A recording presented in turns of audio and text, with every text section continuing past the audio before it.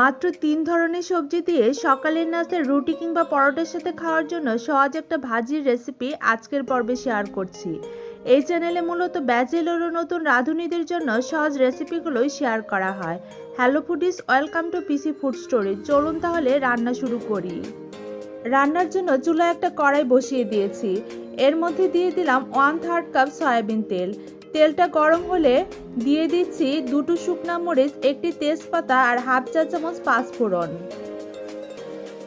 এগুলো ভাজার পর যখন এতে সুন্দর অ্যারোমা ছড়িয়ে যাবে, এর মধ্যে দিয়ে দিলাম 3 ধরনের সবজি, ফুলকপি, গাজর ও আলু।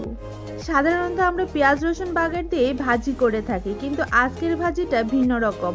আমি পাঁচফোড়ন বাগার দিয়ে করলাম। আপনারা এভাবে তৈরি করে খেয়ে দেখবেন, খেতে কিন্তু অনেক ভালো লাগে, ভিন্ন রকম একটা স্বাদ পাওয়া যায়। অ্যাড করে দিলাম 1 চা চামচ লবণ, হাফ চা চামচ হলুদ গুঁড়া, 4-5টি চেরা কাঁচামরিচ। ঢাকনা দিয়ে ঢেকে 4-5 মিনিট রান্না করে নিলাম। 4-5 মিনিট পর ঢাকনাটাকে উঠিয়ে নেড়েচেড়ে উল্টে পাল্টে আরও 4-5 মিনিট রান্না করে নিচ্ছি। আর মাঝে মাঝে একটু নেড়ে দিতে হবে।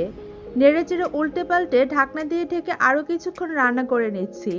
যেহেতু সবজিতে এক্সট্রা কোনো পানি ব্যবহার করিনি, সেজন্য মিডিয়াম আঁচে বারবারই ঢাকনা দিয়ে ঢেকে সবজিগুলোকে সেদ্ধ করে নিতে হবে। সেই সাথে বারবার নেড়েচেড়েও দিতে হবে। সবজিগুলো মোটামুটি সেদ্ধ হয়ে গিয়েছে, এখন আর ঢাকনা দেওয়ার প্রয়োজন নেই। অ্যাড করে দিচ্ছি হাফ চা চামচ গরম মশলা পাউডার। নেড়েচেড়ে উল্টে পাল্টে আরও কিছুক্ষণ ভেজে নিলেই আমার রান্না কমপ্লিট। এবার আমি এটাকে একটা সার্ভিং প্লেটে ঢেলে নিচ্ছি। তৈরি হয়ে গেল সকালের নাস্তায় রুটি কিংবা পরোটা দিয়ে খাওয়ার জন্য সহজ একটা ভাজি।